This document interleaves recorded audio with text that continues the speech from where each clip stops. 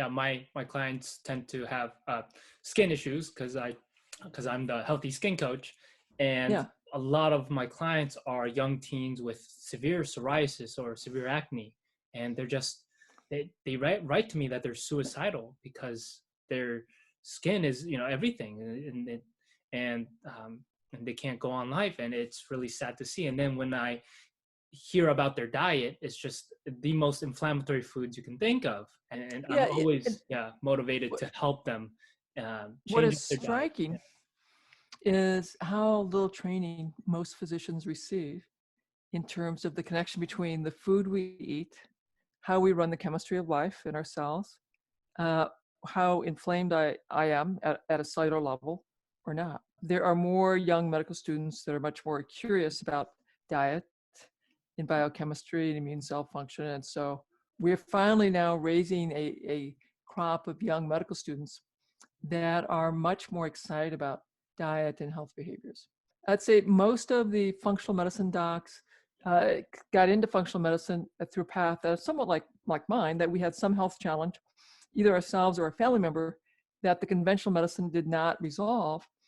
And we were concerned enough, restless enough, that we kept reading, studying, and along the way discovered functional medicine, or perhaps integrative medicine, healed ourselves or a family member. And of course, the light bulb went off for us, and we're like, okay, I see the world differently now. And we end up changing how we practice medicine, and we change the way we interact with our patients, with our clients. And many of us begin to also teach the public as well, because I only have a couple thousand patients directly that I take care of, but with my TED Talk, I've got I think 3.5 million people that I've touched with my story, and recalling how transformed my life was by changing what I ate. Definitely. And I joke that family doctors and dermatologists slept through nutrition class in med school, and Well, a lot of them never even got one. It's yeah, which is crazy because food is the fuel source of the body, and you would think yeah.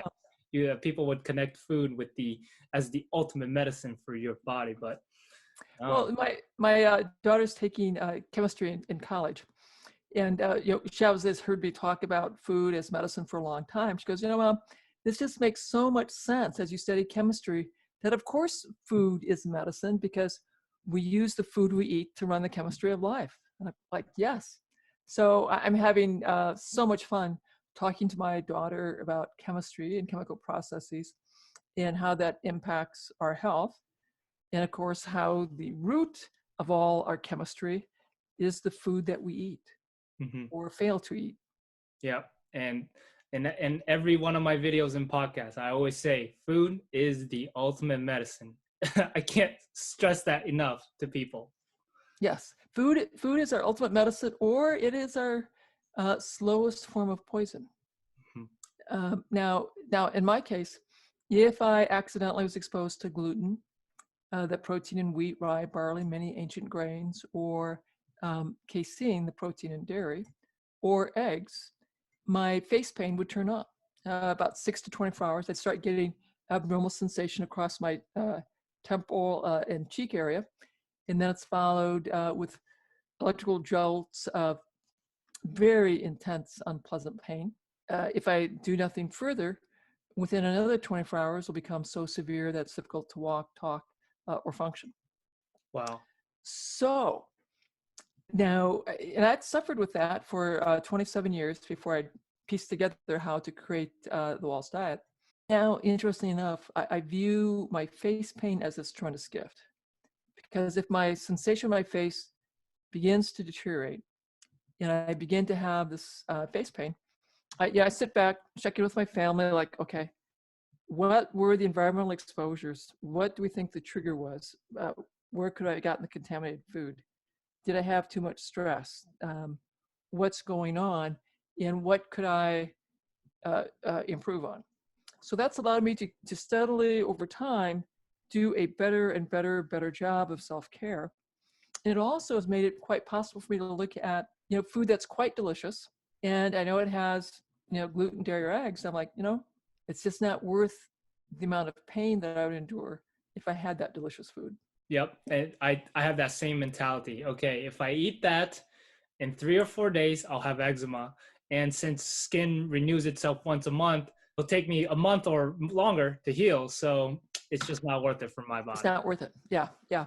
So when I'm teaching patients and when I'm teaching physicians and other healthcare practitioners how to use the WAHLS protocol, we go through teaching the WAHLS behavior change model, because getting people to give up today's pleasures with the foods that they're eating and their other addictive stuff that we all are addicted to, it can be a very challenging process.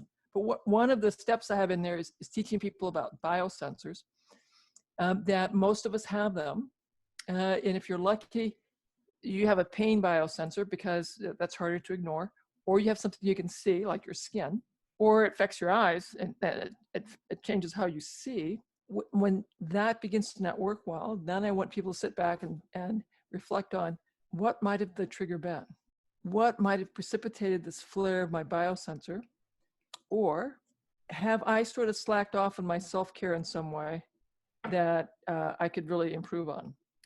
Yeah, and once I get people trained on their biosensor, then they're really empowered to learn in a very profound way how I take better and better care of myself. How do I steadily improve my diet? How do I steadily improve my stress reducing practices, my exercise, my social network, my self-talk? And so that's a really big step that we spend a lot of time training people on, and we spend a lot of time training our practitioners on, so we can empower our patients to tune in to their biosensor. Mm-hmm. Definitely.